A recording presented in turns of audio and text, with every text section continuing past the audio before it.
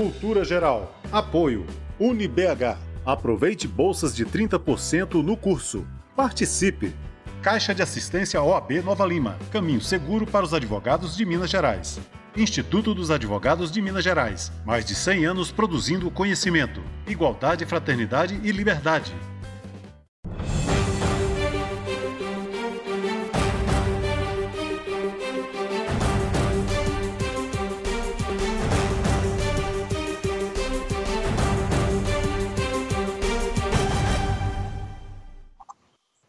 Olá, sejam todos muito bem-vindos ao Cultura Geral. É sempre um prazer fazer o Cultura Geral aqui na TV Banqueta, ao vivo, no canal 6 da NET, também nas plataformas do YouTube, Instagram, Facebook. É sempre um prazer, né? A gente que tem aí perto de 40 mil seguidores hoje em todas as redes sociais, em todas as plataformas, perto de 20 mil assinantes na NET aqui na microrregião. É sempre um prazer falar para esse público tão bacana e desenvolver também para o Brasil inteiro essas ideias que a gente está tendo aqui na televisão, nessa nova plataforma também, né? A televisão digitalizada, né? No mundo digital. E hoje a gente vai discutir aqui no Cultura Geral o processo de líderes e carreiras com a doutora Heloísa Junqueira. Doutora Heloísa, seja muito bem-vinda ao Cultura Geral. É sempre um prazer tratar desses assuntos ligados às corporações, ao emprego, à carreira, principalmente nesse momento em que as relações estão cada vez mais digitalizadas. Seja muito bem-vindo. Obrigada, Ederson. É um prazer estar aqui conversando com você e levar um pouco, né, de reflexão nesse momento que a gente vive sobre carreira, futuro, trabalho. É um prazer estar aqui com você. Heloísa, a primeira coisa que eu queria te perguntar é se a gente está produzindo intelectualmente líderes para ocupar espaços de liderança nas corporações e nesse mundo tão disputado que a gente está vivendo. O Brasil está produzindo isso? A gente está com uma produção pujante de intelectuais para esses cargos? Olha, eu tendo a acreditar que sim. Eu acho que menos do que a gente gostaria, mas dentro do que a gente tem, da nossa estrutura do país, da capacidade de ter grandes organizações, de ter uma educação como a gente tem, eu acho que a gente está fazendo sim um bom trabalho. Claro que poderia ser cada vez melhor, mas o que eu vejo, a gente tem que olhar as oportunidades, existem, mas a liderança tem feito sim um bom trabalho.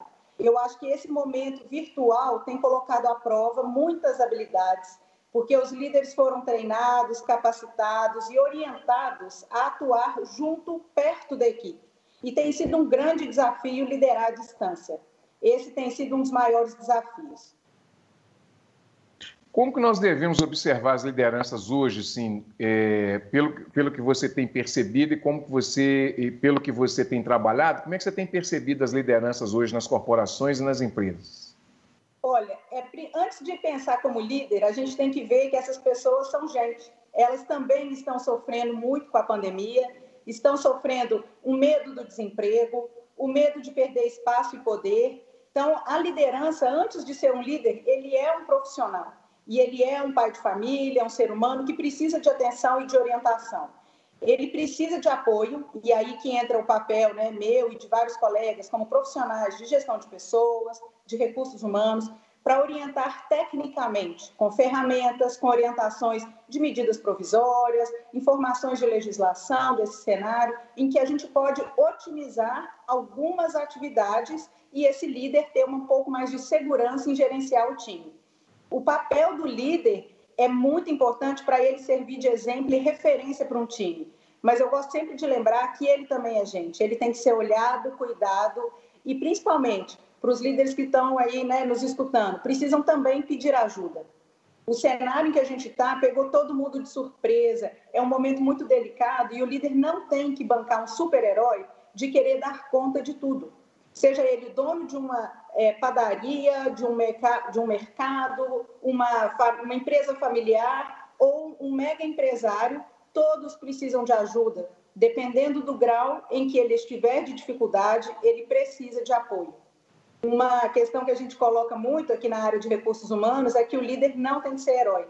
Ele precisa de orientações e ele tem que buscar ajuda. E as corporações, Heloísa, como é que as corporações como as corporações devem se comportar nesse sentido, tanto com o líder quanto os trabalhadores dessas corporações? Uhum. Primeiro passo, ela tem que ser muito transparente. Eu acho que isso a gente tem visto, né, hoje, principalmente aí, com tanta fake news, com informações a todo momento, não tem mais espaço para uma empresa querer esconder uma informação da sua equipe, seja de líderes ou de empregados. A velocidade que a gente tem, as informações que, né, num termo comum, rádio peão, correm em segundos, né? Um grupo de WhatsApp espalha notícia Brasil afora e aí não tem como segurar essa informação. Então, a corporação tem que estar muito consciente da velocidade da comunicação, da transparência dos dados, e tem que ser muito ágil nesse aspecto. Então, a gente tem que ter muita velocidade em conduzir as informações. Esse é o principal papel de uma corporação nesse cenário no momento. Heloísa, uma coisa que a gente ouve falar muito, principalmente na literatura, e obviamente que no convívio, na prática, né, é da liderança tóxica. Um que trabalha principalmente nesse momento de pandemia com o líder tóxico, que a gente está vivendo um momento em que você não tem mais um líder só, um vertical, né? Um líder vertical. Você tem uma horizontalidade e em cada grupo ou em cada função pode aparecer características de liderança. E isso pode trazer uma toxina para o ambiente através daquele líder que em algum momento entendeu que ele seria um líder primeiro, né? Isso tem sido um desafio? Com certeza. Hoje tem se falado muito, né, em autogestão. Acho que a gente tem que voltar muito para esse aspecto que o profissional, independente do cargo, da patente, da hierarquia, ele tem que se gerenciar. Gerenciar seu tempo, suas habilidades, a sua própria carreira. Então, o primeiro aspecto importante é a autogestão, dar mais autonomia aos empregados. O líder, com isso, acaba perdendo mais poder. Sendo que antes muita decisão estava na mão de um líder, hoje ela está mais diluída. Com isso, o líder tenta buscar retomar o controle, retomar o poder que ele antes tinha, mais sólido, e isso pode ser visto de uma forma mais tóxica, uma forma mais coercitiva também. E quando você comenta, né, que às vezes em algum grupo aparece uma pessoa, né, a gente chama isso também de liderança emergente. Pela necessidade, emerge uma pessoa que tenha mais desenvoltura, mais competência técnica para gerenciar e lidar com determinado cenário. Então, a liderança emergente, ela também é muito benéfica, mas dependendo do olhar do líder, ele pode ver isso como perda de espaço.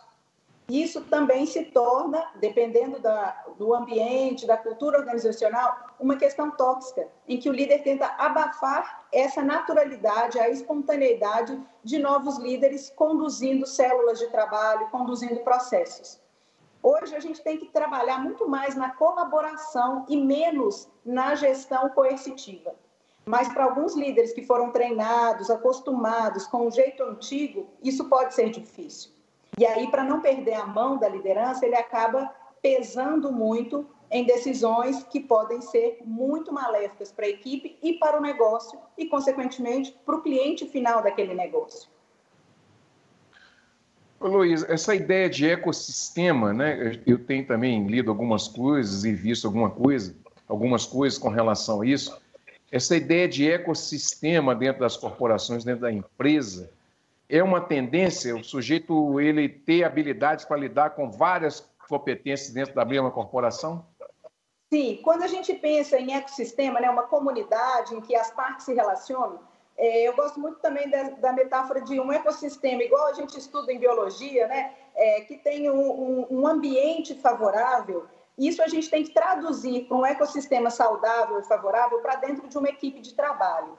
Seja em aspectos técnicos, e aí vem muito do benefício da diversidade de conhecimento, de ideias. Então, se eu tenho um ambiente diverso e eu posso colaborar e contar, e eu tenho uma segurança psicológica de pedir ajuda, de oferecer ajuda, essa equipe vai funcionar muito melhor. Vai ter uma dinâmica mais saudável de construir soluções. Porque quando a gente fala em conhecimento, em ideias, em criar, em inovar, a gente precisa justamente de troca, de conexões. Então, vale muito mais ter uma conexão com um grupo diverso e saudável que esse ecossistema da diversidade favoreça para as ideias serem mais produtivas e mais aproveitadas. Tudo isso envolve muita confiança entre as pessoas. Esse é um principal aspecto desse ecossistema. Um outro paralelo que dá para fazer para esse termo ecossistema é justamente o que a gente tem visto hoje de ecossistema de aprendizagem. Não existe mais uma lista padrão de treinamentos por função, por posto de trabalho, não tem mais um script fechado de quais são as habilidades e os empregados, os funcionários vão fazendo os treinamentos seguindo uma lista pré-determinada. O que precisa nesse cenário não é uma lista pré-determinada pela equipe de RH ou pelo líder, mas é que a pessoa tenha um interesse genuíno em continuar aprendendo, porque ele tem que buscar conhecimento. O papel de gestão de pessoas e do líder é de disponibilizar isso, seja em gestão de tempo, seja em recurso, oferecer um ambiente em que tenha várias opções para estimular conhecimento. Hoje a gente tem muita opção gratuita, mas não adianta ter um líder que é muito coercitivo, que é muito controlador, vendo um empregado com um fone de ouvido, ele pode achar que ele está vendo música, vendo alguma bobagem de Facebook, Instagram, YouTube. Sendo que ele pode, naquele momento, estar acessando um conteúdo muito interessante, uma orientação técnica de como fazer melhor o trabalho dele. A cultura do ambiente tem que favorecer, tem que ser justamente um ambiente de favorecer a busca pelo aprendizado e estimular isso. Heloísa, tem uma coisa interessante também, que eu acho que é um modelo que... um ambiente que estimula a pessoa a produzir mais, um ambiente mais moderno, né? Esse campo da visão também precisa ser trabalhado. Por exemplo, um espaço que tinha... Eu vou te dar um exemplo assim. Quando você entra num escritório, que é um escritório com um modelo mais antigo, ele pode inibir também a criatividade daquelas pessoas. Como é que é? Parece coisa boa, mas não é, né? Para quem está nos assistindo.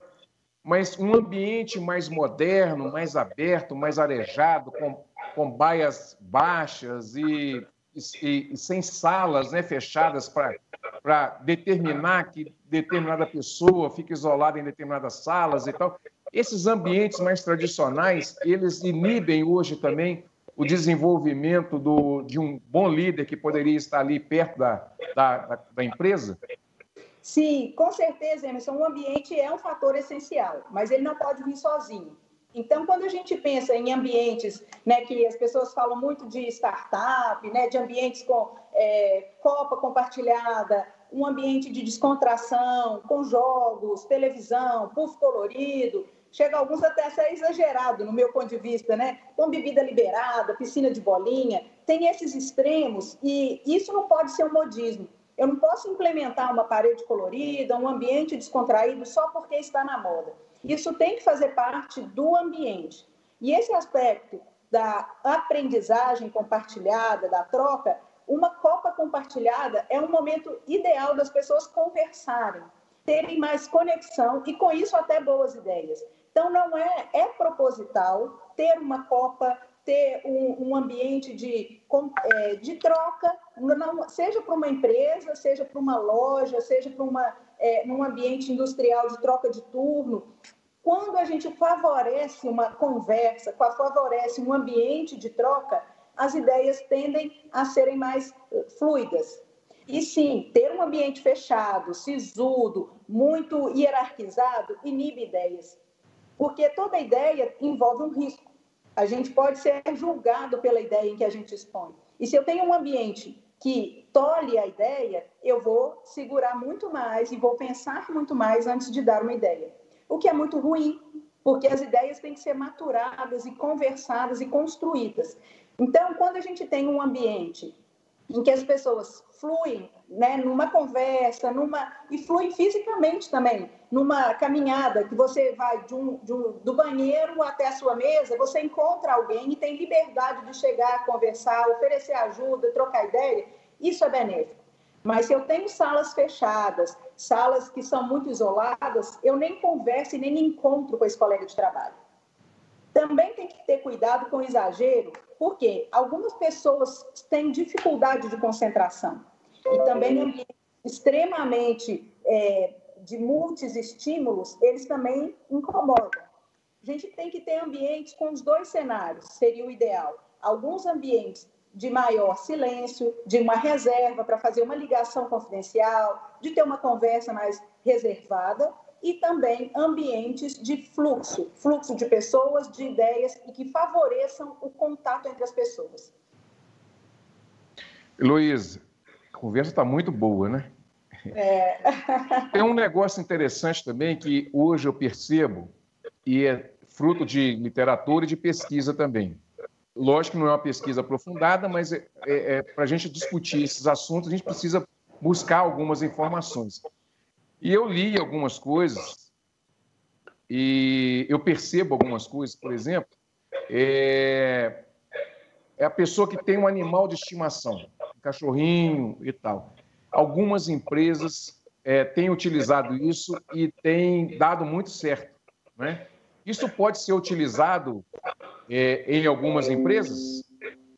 Sim, se faz parte daquele ambiente, sim. Né? Eu acho que, voltando, não dá para ser forçado, né? Eu acho que não pode ser modismo, nenhuma coisa forçada, artificial. E eu acho que tem que ter um cuidado também com as pessoas que não têm um pet, em avisar, em perguntar se alguém tem alergia, porque também a gente está olhando para um contexto, né? O ambiente é comum. Então, a gente tem que avisar para as pessoas. Vai ter o dia X em que poderão trazer os pets. Caso você tenha alergia a pelo, ou tenha algum problema respiratório, enfim, né?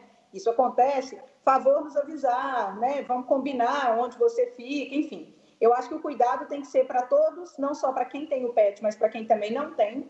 E isso é leveza no ambiente. Torna um ambiente mais agradável, um ambiente mais leve e também mais produtivo. Eu tendo a ver que a produtividade vem muito do nosso bem-estar. Isso tem 1000 pesquisas que confirmam isso. Se a gente está mais suave, mais tranquilo, mais confiante no ambiente, as ideias vêm e com isso a gente também produz melhor. Produz com mais gosto, com mais paixão pelo trabalho. E um ambiente em que favorece essa troca, em que você traz o seu animal, ou às vezes levam crianças, no dia das crianças, dia dos pais, dia das mães, todo esse ambiente é muito favorável, sim. As pessoas se sentem mais acolhidas e é mais humano. Mas isso tem que fazer parte de toda uma cadeia, de toda uma cultura do ambiente. Porque senão pode até virar um momento até de chacota, dos empregados usarem isso como uma ironia para dizer que é só para inglês ver, né? Às vezes pode ser um tiro pela culatra e ver que não é verdadeiro. Tem que fazer parte do ambiente, tem que ser verdadeiro. O que significa uma carreira hoje, Heloísa?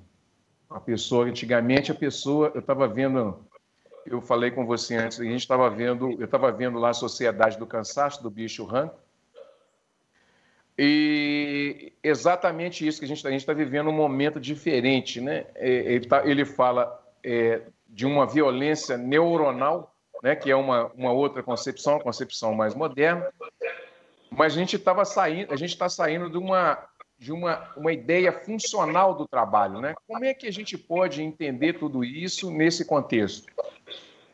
Isso, é a ideia funcional, exatamente. Hoje, a gente tem que quebrar alguns paradigmas que a gente foi criado, né?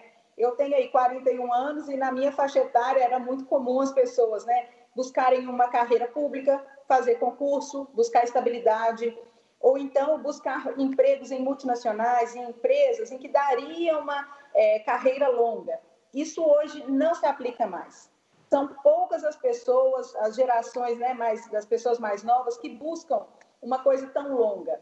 E isso mudou muito o jeito da gente enxergar o trabalho e enxergar a carreira.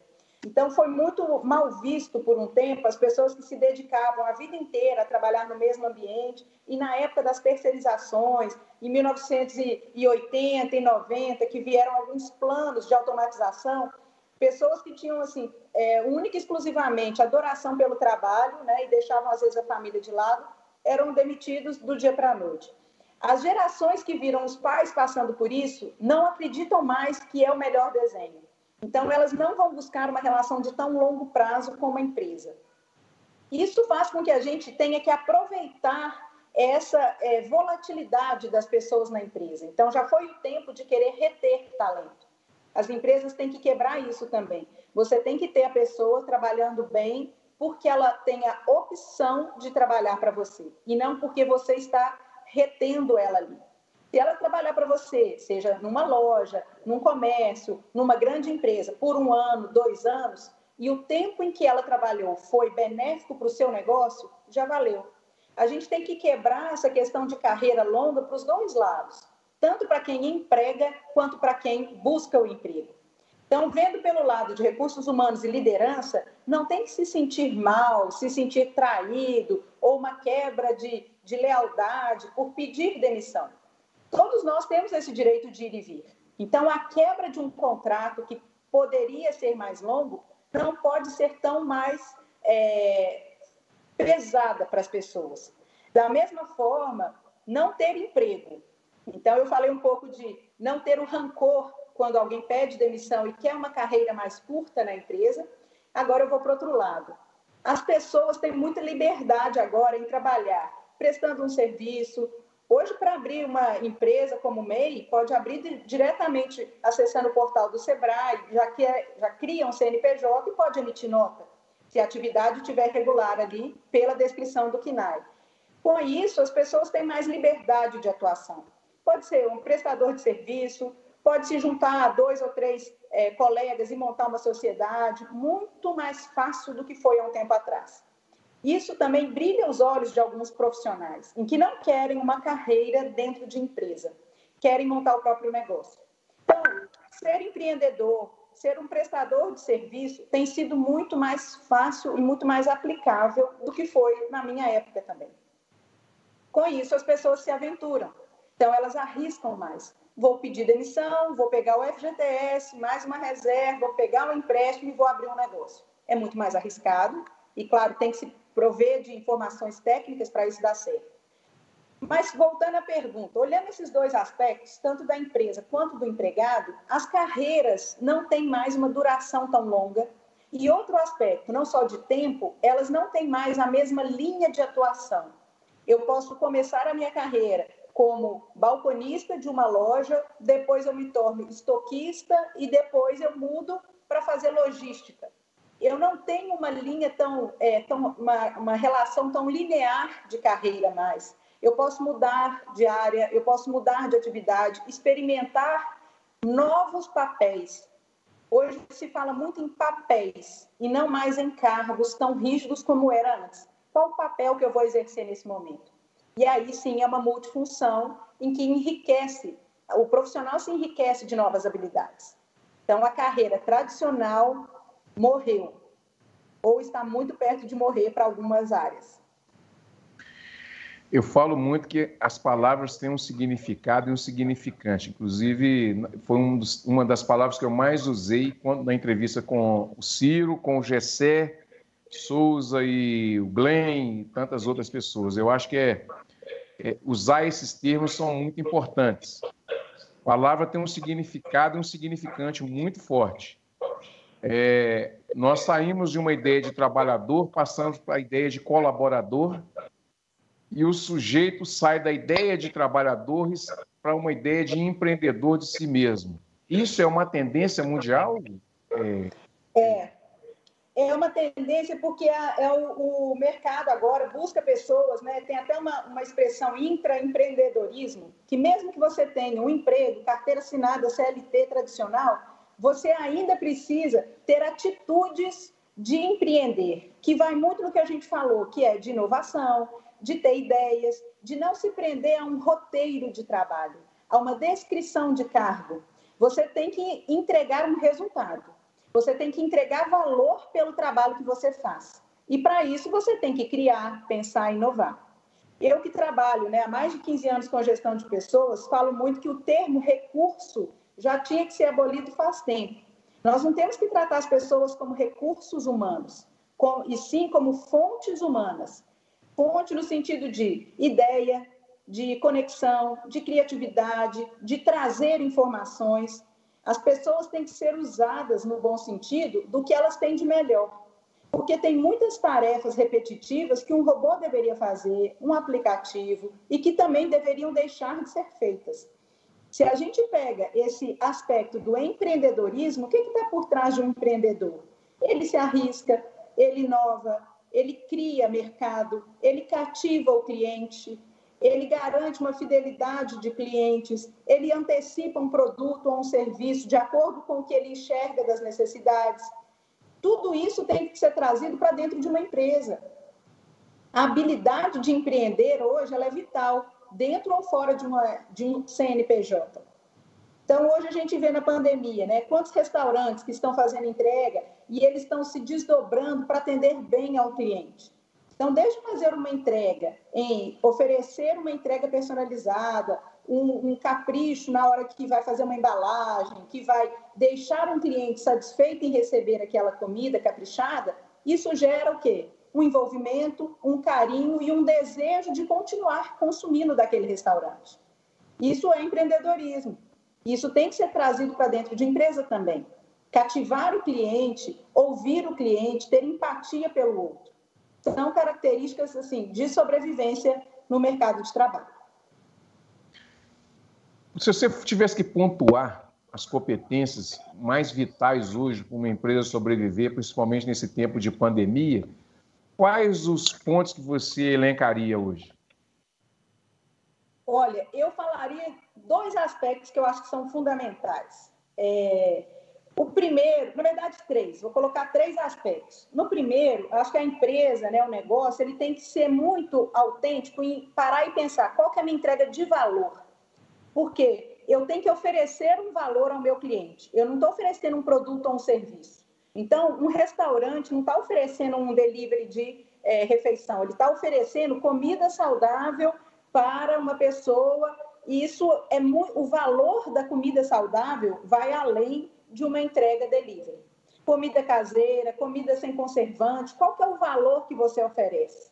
Por quê? Restaurante tem aos montes. Por que você é o escolhido daquele cliente? Então, acho que um primeiro aspecto eu tenho que ter muita competência técnica na minha entrega de valor. Eu, tecnicamente, domino o que eu preciso entregar ao meu cliente final. Pode ser uma roupa, pode ser uma refeição, pode ser um aço, ferro, enfim, qual que é a minha entrega? Eu tenho uma capacidade técnica de oferecer algo diferente para o meu cliente? Então, a gente tem que ter uma consistência técnica do produto ou serviço oferecido, para o valor do cliente. É o primeiro aspecto. O segundo é uma capacidade de me conectar com o outro. Eu preciso pensar o que o cliente quer antes dele mesmo saber isso. A gente vê isso muito em algumas empresas famosas, mas isso pode acontecer do dia a dia. O que esse cliente está sentindo falta nesse período de pandemia? O que eu posso oferecer? O que está faltando? A minha relação com o cliente vai muito além da minha oferta de produto. Eu preciso entender a necessidade dele, eu preciso me colocar junto com ele em buscar uma solução. Isso seria uma conexão. Então, primeiro, competência técnica para ser bom no seu produto ou serviço, entregando valor. Segundo, conexão verdadeira com as outras pessoas. E o terceiro é a capacidade de se transformar. A gente hoje tem que ter uma habilidade de desapegar. E isso é muito difícil, não é fácil. Fomos acostumados a ter um certo domínio, um certo controle, isso nos dá conforto. E hoje a gente não tem mais esse conforto. Eu acho que uma capacidade de criar um projeto, um produto, um serviço e, ao mesmo tempo, não se apegar a ele a ponto de não matar esse serviço ou produto quando ele precisar ser eliminado. Porque não está dando lucro, porque o concorrente faz melhor e você não vai ter essa habilidade de chegar no mesmo patamar. Então, às vezes, eu acho que alguns negócios podem não vingar, seja nas profissões tradicionais ou em negócios novos, porque as pessoas têm um apego muito grande. E, em alguns momentos, o que eu digo também, Ederson, não é delargar de tudo ou descartar. Tudo que a gente fez tem um significado e a gente tem que continuar evoluindo. Então, não é descartar uma ideia, mas é ter a consciência de que precisa desapegar daquela ideia para ela evoluir. Então, quando a gente fala de transformação digital, inovação, evolução, a gente tem sempre que dar um salto Isso passa por eliminar algo também. E essa seria uma terceira capacidade, uma habilidade de desapegar, de se abrir para o novo, sem se amarrar ao passado constantemente. Nós podemos dizer que as pessoas querem ser impactadas, seja ela tanto como consumidor, como um colaborador, um trabalhador, a empresa também, o líder, o gestor, o dono, o conselho de administração. Acho que a gente, nessa ideia de pirâmide, todos querem ser impactados? Eu vejo que sim, porque é natural do ser humano ter uma referência, né? Ser reconhecido, ser respeitado, ter as suas necessidades atendidas. Isso é nosso, é do ser humano, independente do cargo, independente da área. Nós queremos, sim, ser reconhecidos, impactados positivamente pelo que a gente oferece na relação de trabalho. E isso envolve um feedback de um líder, uma promoção, um aumento de salário, um reconhecimento, às vezes simbólico, de uma placa, de um e-mail com elogio. Todos nós, como seres humanos, nos alimentamos dessa troca, desse afeto. Queremos sim, no meu ponto de vista, queremos sim ser impactados pelo outro e também impactar. É inerente do ser humano. No meu ponto de vista, é inerente. Luísa, a gente está indo para a parte final do programa. O programa é bom, passa rápido, né? Estou vendo. Redes sociais. Como que a gente trabalha as redes sociais? Porque a gente tem uma complexidade muito grande e a gente está vivendo um momento de vigília constante. Então, todo mundo tem redes sociais, todo mundo expõe as suas vidas nas redes sociais, né? Tanto para o lado afetivo, quanto o lado de lazer, também pelo lado triste, quando tem que dar um aviso, fazer uma despedida. Ou seja, está tudo digitalizado, né? Quais os cuidados que essas pessoas têm que ter e o que a pessoa tem que entender das redes sociais?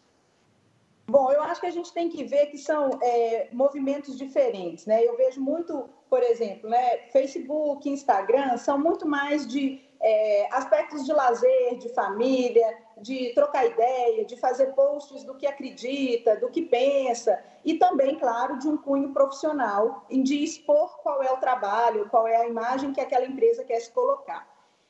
O cuidado que a gente tem que ter, eu acho que é muito de se preservar como um aspecto de que não tem controle. A partir do momento que coloca na rede, não tem controle. As pessoas podem repostar, dar print, fazer memes, enfim, não tem controle. Eu acho que a pessoa, a partir do momento que ela posta numa rede social, ela tem que saber que aquilo não faz parte mais dela, que está disponível para todos que irão acessar. Então, acho que tem que pensar muito bem. Eu quero que isso esteja disponível, seja para qual uso for, uma foto, uma opinião, um comentário. Então, as pessoas têm que ter um filtro em, sim, eu arco com as consequências dessa exposição. Ou, não, é melhor não. É mais respeitoso para mim, para minha família, me esquivar de omitir uma opinião sobre isso, porque isso vai estar público. Outro aspecto é o LinkedIn. Pensando mais em carreira, em aspecto profissional, é uma rede em que a gente foca mais em passar conteúdo, em mostrar conexões, em postar trabalhos realizados, meio que uma propaganda do que a gente faz profissionalmente, seja como empregado, comentando uma promoção, né, ou às vezes saindo de empresas e trocando de empresa, postando kit de boas-vindas, ou mesmo um profissional autônomo, como eu, de fazer um texto, uma orientação técnica e deixar lá disponível. Então, o LinkedIn, ele tende a ser menos pessoal e mais profissional. Agora, a gente não tem como separar as duas coisas, né? Somos humanos, e isso envolve ser um profissional, uma mãe, um pai de família, filho, e fazer um post do Dia das Avós, que teve agora recente, agora próximo Dia dos Pais. Estamos conectados com o nosso aspecto pessoal e profissional, não dá para desligar. Isso é muito bom. O que eu vejo é muito cuidado, porque isso não tem limite. A exposição da rede social não tem limite. Um outro aspecto aqui agora, pensando em empresa, as empresas que postam, por exemplo, uma vaga, né, uma informação, um cuidado que a empresa tem que ter nas redes sociais é com os comentários, com a continuidade daquela comunicação. Um post não é só um aviso, ele é uma chamada para uma conversa. Quais são os comentários que estão aparecendo? Você vai ter que repostar, você vai ter que conversar com as pessoas que estão comentando. Então, uma empresa também tem que se preparar. A partir do momento que divulga uma vaga ou faz uma nota de esclarecimento, ela tem que ter um preparo para responder o que vai surgir de comentários. Então, isso também, a ressonância de um aviso, de uma informação de empresa, tem que ser pensado. Agora, para a gente encerrar, eu acho que é uma pergunta fundamental, que é o atendimento, seja ele no atendimento, seja ele do líder para as pessoas que trabalham com ela, que é comandado por ela, seja um atendimento de uma empresa, de uma loja, de qualquer coisa, assim, de um vendedor. Como é que isso tudo está interligado? Porque às vezes pode parecer que o atendimento é só de um vendedor, de um gerente de loja para o cliente, e hoje está tudo muito interconectado. Então, o atendimento é também do líder para aquela pessoa que está no nível horizontal de hierarquia com ela dentro de uma empresa, não de uma hierarquia de chefia, mas de uma hierarquia de relacionamento, né? Uhum. Como trabalhar esse atendimento, Heloísa? Legal. Ótima pergunta. Eu trabalho muito na linha de que atender é diferente de se relacionar. E como a gente falou, né, eu acredito que as pessoas querem ser notadas, querem ter afeto, ter contato. Eu vejo que as pessoas querem se relacionar, não somente ser atendidas. É lógico que aqui eu não estou falando daquelas pessoas que são mais fechadas, que envolvem mais, né, uma intimidade mais preservada, que querem manter uma privacidade. Tudo tem limite. Mas, em geral, as pessoas gostam de receber mais do que um atendimento. Eu brinco que atendimento, você vai lá, pede um refrigerante, uma pizza, está lá, está atendido o seu refrigerante da pizza e acabou. Relacionar, você vai na mesma pizzaria sempre e o garçom já sabe qual que é o pedido, já te antecipa falando, aquela pizza hoje está em promoção, se você comprar 2, você leva para casa. Ou você já chega, mal chegou e ele já vem te servir o seu refrigerante. Isto é relacionar, não é atender. E as pessoas gostam dessa atenção diferenciada. Então, a gente tem atender e relacionar. E eu foco muito nos trabalhos que eu exercito com as pessoas, vamos nos relacionar.